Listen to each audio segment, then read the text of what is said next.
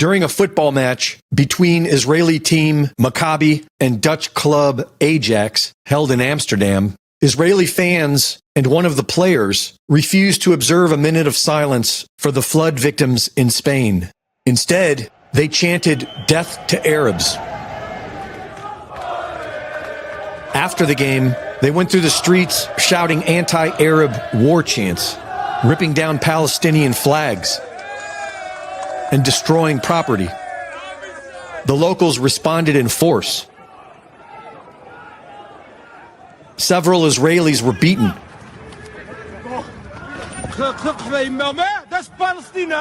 Injured.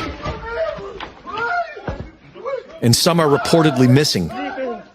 The mainstream media is predictably spinning it as an anti-Semitic hate crime against the Israelis. But the majority of the world now sees through that. As endless images of dead children flood social media, Israel and the United States are being solidified in the minds of the masses as war criminals. The U.S.-funded war for a greater Israel has now entered into Lebanon. Netanyahu warned the Lebanese people to leave their homes because Hezbollah may have hidden weapons in them.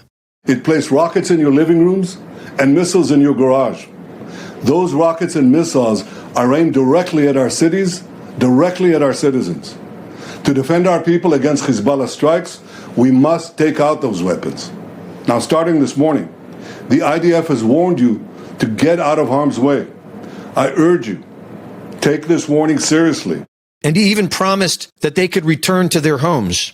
Once our operation is finished, you can come back safely to your homes.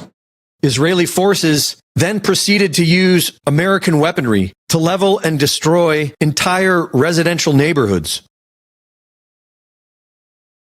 Neighborhoods which have existed for centuries. After their massive bombing campaign, Israeli troops were sent into Lebanon, and they failed. Israel has a long history of failure when it comes to trying to invade their neighbor, Lebanon. And without USA bombs, Israel will run out of soldiers. One of the main reasons Israel was created was to one day act as an economic corridor for the West. That mission appears to be failing, as Israel and the United States are burning children and calling it self-defense. The East is beginning to get a stronger foothold in the area politically. The U.S. government is run by people who have been bought and paid for by Israel. Many believe that Trump will negotiate peace. What we want is peace all over. Absolutely. And many believe that he will help ignite a war. Unlike liberal Kamala, I will support Israel's right to win its war on terror. You have to support that. Got to win, got to finish it off. And instead of pandering to the jihad sympathizers and America-hating radicals, we will deport them. We will deport them very quickly. We have no choice. This is on the occasion of Donald Trump's presidency. God bless America. God bless Israel. Woo!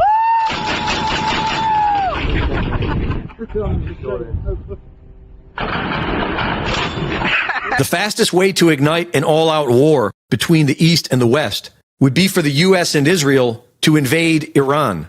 And if resetting the world currency is the catalyst for all of this madness, then a world war would serve as a useful cover story for the history books. Reporting for InfoWars, this is Greg Reese.